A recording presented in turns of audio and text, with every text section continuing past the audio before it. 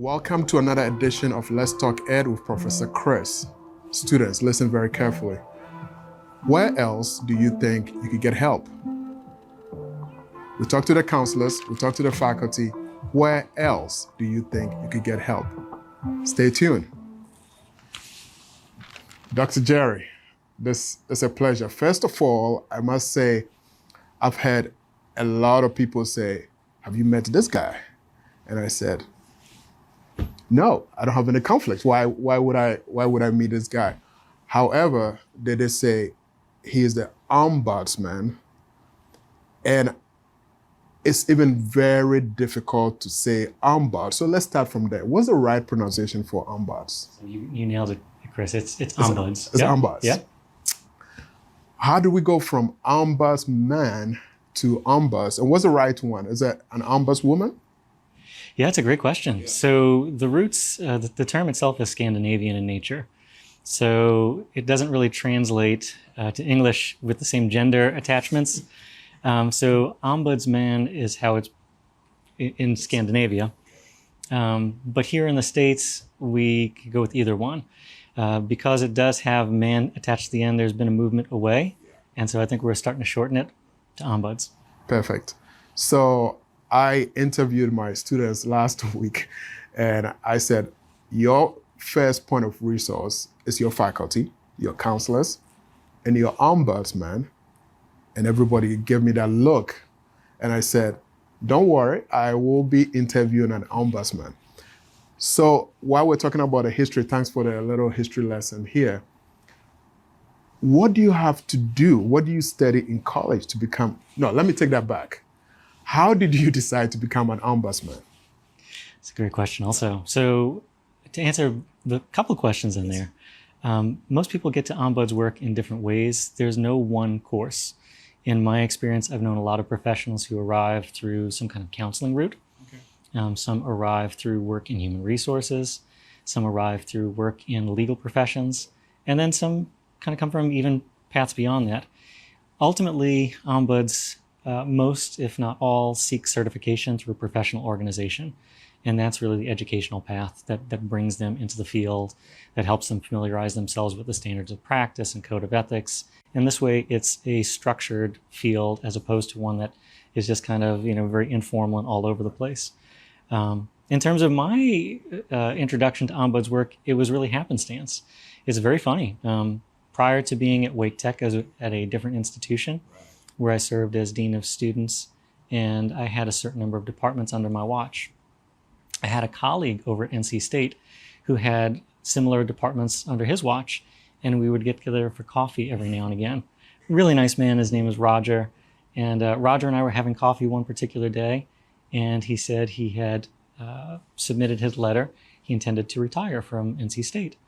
And his provost asked him if he would stay on for a year and establish this ombuds office.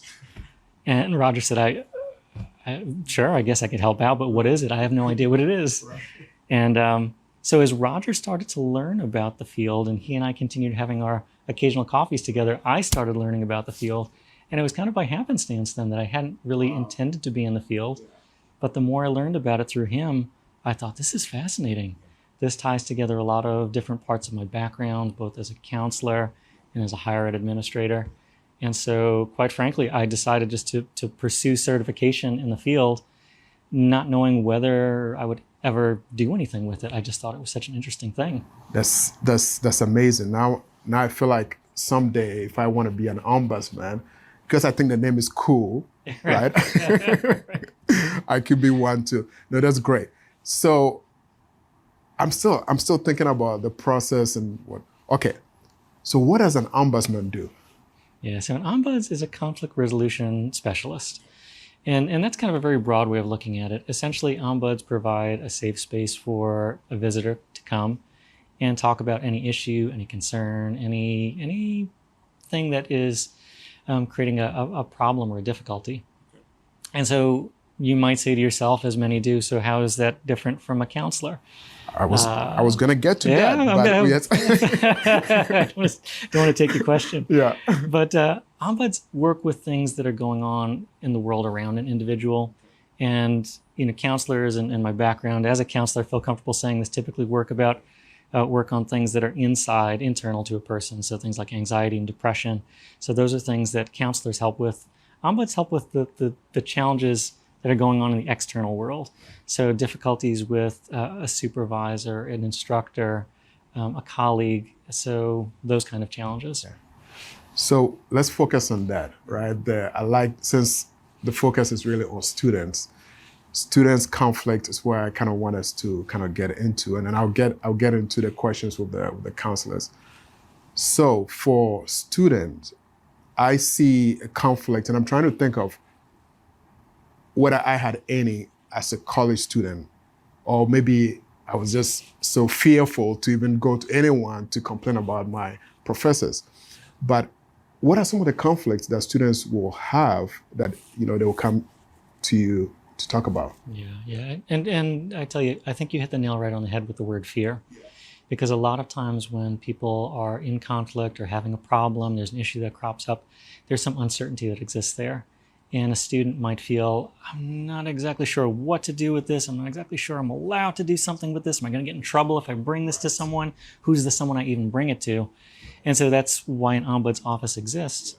Students might come and talk to me about, at the broadest sense, they can come and talk to me literally about any topic.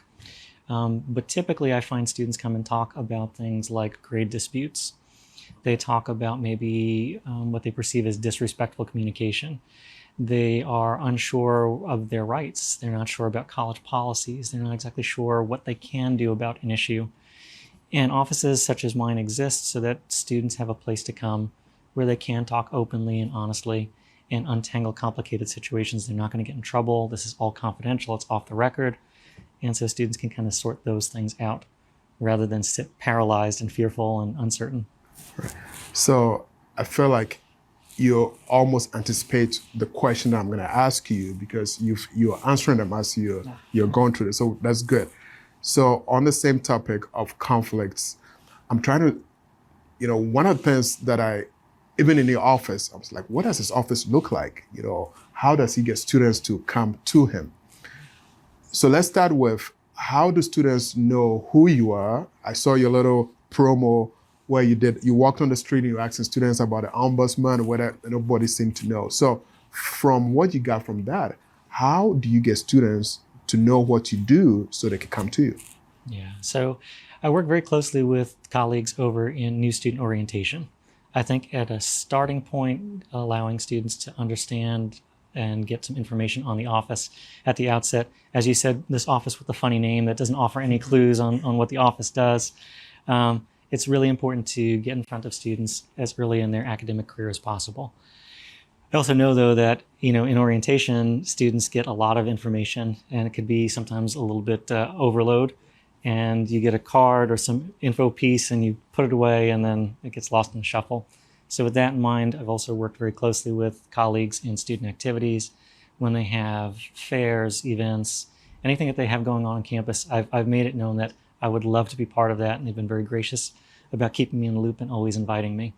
And in a similar way, I had in the past reached out to the advisors for every club and organization on campus to let them know of the existence of the office and say, I am available and happy to visit with your club, your organization, and so many of them have taken me up on it. So meeting with Social Sciences Club, Graphic Design Club, anyone who would like to have a visitor, I'm available. And then, beyond that, it's a matter of being out and about on campus. And this is where during pandemic times, of course, it becomes even more challenging because we don't have that FaceTime with each other, that walk the campus video that you referenced. I would get out and just walk around and just connect with people.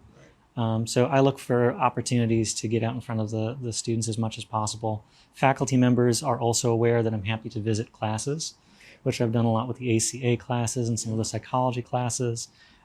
So your reaching out to me and inviting me to participate in this podcast was absolutely spectacular. So very grateful. Sounds great. Okay. So I'm going to get into trust, but before I get into that, I'm always kind of envisioning how when a student, right, has something, maybe they know where your office are, is there any hesitation of them coming in? what is, just kind of walk me through how a student who has an issue comes in, knock on your door. I think they do call you first, right? They can. They could just drop in, okay? And then is there hesitation as to coming into your office? Do you see that? And that's why I said, let's start with that first. How are students comfortable? Do you think students are okay just coming in here to talk to you? Yeah, it's so much of a leap of faith, right? When you go to seek help from somebody, it takes a lot of courage to even make that step to begin with. And the ombuds profession in particular is a leap of faith on so many levels. It's a high trust position. It almost sounds too good to be true. So wait, I can go and I can have a conversation about anything as long as it doesn't involve harm to self or others. I can have a conversation and it remains entirely off the record and confidential. Are you sure about this? And this person is a neutral party who's not going to take sides, so he's not for one person or another. That sounds a little bit too good to be true. And so I think there's some very natural and understandable hesitation that comes with that to say, I'm just not exactly sure. And trust is one of those things that's just earned over time. To the extent that I can help that process, it's to be very open and to provide a safe, quiet space for people to come and to allow people to proceed at their own pace. So when individuals come and visit with me, wherever they're at, that's completely fine. You know, I make it known what the parameters of the office are to help them better understand what this is all about. And then it's giving people the latitude just to kind of go at a pace that feels right to them. There's not going to be any pushing or pulling. And over time, I found that, you know, over the course of, some people might visit for 10 minutes or 30 minutes or an hour or a couple of hours. It's that process of just going slow at a person's own pace that seems to build that initial trust. And it's not atypical in my experience to have folks drop in, they kind of dip a toe in the water, like, I just want to make sure the roof doesn't cave in on me after I have this conversation. Okay, it's all right. And then maybe they come back for another conversation and then you build on that. Sounds good. Honestly, Jerry, I will come to you, right? And that's kind of the point I'm trying to make here. In my experience, we talk about trust. I've had students where it takes them 2 days. I've had students a month. I have students a whole semester for them to kind of build the trust, to find out I really kind of want to help them. And by the way, you know, that's kind of the foundation for this whole podcast. You know, I said the theme for the podcast really is helping students experience college and not survive college, right? And that's kind of the goal. So I definitely want, if nothing comes out of this interview, for students to know, I mean, you're a pretty cool guy, man. Let me just say that. I will feel okay coming to talk to you, and I want our students to know that as well. Okay. Now, one of the challenge that I see that students may face, for example, if a student in the class feel like they are being discriminated against, right? And this, let's just say the student happens to be a Black student with a Caucasian professor. Now, if they have that issue, coming to you might be a challenge. Absolutely. Right. So it's a matter of, do I even go? Is this guy going to side with this person? I know from what you just told me that you're really going to look at a situation to do so. You're not taking one side or the other, irrespective of race. Have you encountered that situation? Have you? It's been at the forefront of my mind for some time. Sure. Nobody has verbalized it to me, but I think that's a very real and very legitimate point to raise. And, you know, most ombuds offices, I couldn't tell you an exact number. I could look this up for sure. Most ombuds offices are offices of one. Some institutions have more than one. I know colleagues at UNC, for example, have a 3-person office. And so you have the opportunity to have representation, right, across different groups. And it's certainly not lost on me that as a white male, there might be some hesitation based on race, based on gender, of people coming forward. You know, if somebody were to verbalize that to me, certainly I'd be happy to dialogue about that and go at a pace that feels right to a person. Or if at all possible, the opportunity exists to engage with a colleague of mine, maybe at another institution, who might be able to offer some assistance. And so I haven't had that happen yet, but it's dialogue that I've had with colleagues at other institutions to say, are you available if something like this ever comes up? And in reverse also, to make myself available. No, that's perfect. So no, that's good. Again, good to hear, good to know. At the end of the day, I just really want people to feel comfortable. What your expertise, by the way, is great because you have the counselor background, and so maybe actually it's a very good time to ask the question: Yes. What is the difference between a counselor and an ombudsman? So the counselor really works on the, in my experience, so, let me backtrack for a moment. The first 17 years of my career I spent as a mental health professional. And so I'm very familiar with the counselor role. I'm very comfortable with it, but I respect that that's not my role here at Wake Tech. We have wonderful skilled professionals here at Wake Tech to serve in that capacity. In my perspective of this, I see counselors as working on things internal to a person. So there are things kind of going on inside, and the two that most often come to mind are things like anxiety and depression, where a counselor would be able to bring those things out and process those things and work and develop skills around those particular issues. Ombuds work involves conflict and issues in the world around a person. So it might be a conflict with another student. Group work in particular, right, is fertile ground for conflict to emerge for students. Conflict with instructors, conflict maybe with the staff or a service here at the institution or with the institution itself, right? As we're navigating this world of the pandemic and we have different regulations in place, sometimes it's with the institution itself that students are feeling a certain sense of disagreement or conflict. And so my office exists as a place where people can come and you can have a sounding board, the safe place to untangle and decide what options they might have to deal with an issue. What might they do? And know that they're the ones who are always going to maintain control of the situation. They're in the driver's seat at all times. I love the setup. I love your office. If I had anything, I will run in here to say I need help. How do you make people feel at home? I know you offered us coffee when we came in. What else? Do you know what students really like? That do you have that available for students when they come in? I mean, I don't want students coming here thinking you're going to give them breakfast and lunch, but just tell us how you make people feel at home. Yeah, that's such an interesting question. I think that in my mind, just the sharing of something is a good place to establish a connection. And you mentioned coffee and water and just sitting down for a cup of tea with somebody. As simple as that sounds, there could be something just very powerful and grounding about that in and of itself.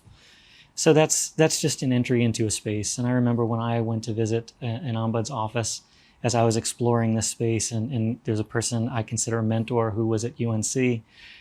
He offered me that coffee when I walked in, and I thought, wow, I feel at home already. And so in a very basic sort of way, there's that guest, welcome that I can provide. And then I think the best thing that we can do to make a person feel at home is to give them the gift of your full attention. And I really do mean it as a gift, because I think in the world, it's very easy to get pulled into the past, into the future. You're thinking about all different things. And there's something really powerful about just sitting down with somebody and saying, this truly is your time. This is your time and I'm present for it. And that's how we start to establish that connection. And so in terms of the concrete things, it might be a beverage. In terms of what else I can provide, it's really just being fully present with the person and being of service to them as best I can. Yeah. Can I come in and take a nap in here if I wanted to? You wouldn't be the first to ask. Oh, really? Yeah. That's great. Yeah. That's great. So we're going to take a deeper dive here into stress, depression, and suicide. And so, before coming in here, I was trying to kind of differentiate the two. I was like, well, if you're stressing and you're depressed, suicide, you go to the counselors. Yeah. Yeah. If you're having conflicts, you come to the ombudsman. But from what you've told me, you actually you deal with that as well. Yeah. Right? You can help students, stress, depression. Sadly enough, a couple of weeks ago, we had an incident at Chapel Hill with the students. And I know you're one person here. What is your traffic? I just want students to know, do you feel like you're too busy? Do you have a schedule for people? Can people just walk in anytime and you go, I'm actually busy right now, but please come, I'm still gonna see you? What's your traffic like? Yeah, I mean, the traffic stays pretty steady, but I'm never too busy, if that makes sense. I want people to know that I'm accessible, I'm available. I want to be of service. That's why I'm in this area. And while there's no online sign up, and that has to do with the confidentiality aspects of it, I'm very easy to reach by phone or by email. With it being a lot of remote work going on, I'm not seeing a lot of people who drift by like they might have in the past. When we were all on campus, it was very common for somebody to kind of stop by and knock on the door and come in. Because I serve all the students across all of our campuses, I say it's a good idea to call or email in advance so I'm going to be in a certain place at a certain time. Because somebody might come by South and I happen to be at Scott Northern that day or someplace else. I have offices at a couple of different campuses, but they're always welcome to. Perfect. So the other question that I've had, and again, I love my background as an instructor. I've built trust over the years, and it's not an easy thing, right? Students really want to know that you care before they can even trust you, and that's kind of what I've told students is, no, your faculty do care, your counselors care, fight it. When I was, I'm not going to say the name, but when I was back in my big university, traffic was a challenge. A lot of my students said, I had students that I didn't even teach, but their friends would tell them, go talk to Professor Chris. He's that kind of guy. He will help you out. And so my traffic became more and more, and I couldn't really kind of, see to everyone. So in that effort to try to get them some extra help, I will say to them, this campus has a lot of counselors. They are here, go see them. And they will say no. And I say, why? I said, well, because I don't trust them. And actually I had a student who said, well, Professor Chris, I'll be honest with you. When I went to see a counselor, I didn't make that connection. And to make matters worse, she was taking down notes. So I found that to be very, very, I don't want to say disturbing to students, but it really kind of breaks the bond of, one, you're trying to get in their business, and then two, now here you are taking notes. And when I talked to the counselor the last time, she made it very clear that, it's not a matter of taking notes to share with anyone as part of the confidentiality process. So I want to hear from you. That is a big thing for students. What is that note-taking process, if any? How does that happen in here? Yeah. You said so many things in there. If I may, just to reflect on them a little bit, I think you're absolutely right in the sense that having that connection, having that sense of trust is essential. All work flows from that. Without that, the work kind of breaks down, right? And I think there's that saying, people don't care how much you know until they know how much you care. And I believe that's very true. You need to be able to sit down and sense that a person is truly there with you and has your best interest in mind and is there to be of service. That word of mouth that you mentioned is incredibly powerful. It's a quirky and challenging thing in ombuds field because somebody might come by and with, of course, no ill intention say, hey, I spoke with my friend and she said I should come by and have a conversation with you, and they'll tell me the person's name. And I don't confirm or deny that I've even had a conversation with the other person. I just say, thanks for the kind words. What brings you in today? Right? So it's always the confidentiality is maintained. But word of mouth is powerful. Understanding the parameters of the office is important, right? And as I mentioned at the start of every session that I have with somebody, I allow time to provide an overview, to allow them to ask questions, to extend that invitation, say, what did you have in mind when you came in here, and let's talk that through, and does that align with what you had in mind? One of the things I talk about is the fact that it's informal, it's off the record, and then it raises the question, what does that mean exactly? Well, what it means is that I don't take notes. I don't keep any documents that have personally identifiable information. So there's nothing that says that Chris came to visit with me on such and such day. There's no file, there's no folder. I track aggregate data. And aggregate data, as you know, is just kind of like a tally count of how many people come to visit with me. The professional organization to which I belong, which is the International Ombuds Association, provides ombuds with this tracking document of categories, subcategories of themes, so that as I'm reflecting on things more broadly across the institution, I could say, interesting, I'm hearing a lot of things from students or from staff and faculty for that matter that fall into this kind of category. I have opportunities then to maybe emerge some themes, not connecting it to an individual, but to now say, this is something that's kind of broadly existing as I keep hearing it. So I track aggregate data, but there's nothing at all that has a person's name and information attached to it. Again, it sounds too good to be true. But it is true. It's true. No, that's good. So I love this, by the way. We could go on and on and on. I think we're touching on all the bases and most of the questions. When I interview the students, I tell them, this is your one opportunity to let me know, what help you need, because I'll go and talk to whoever it is. If it's the president of the college, I'll go talk to the dean, right? So this is the first step. That's a good process.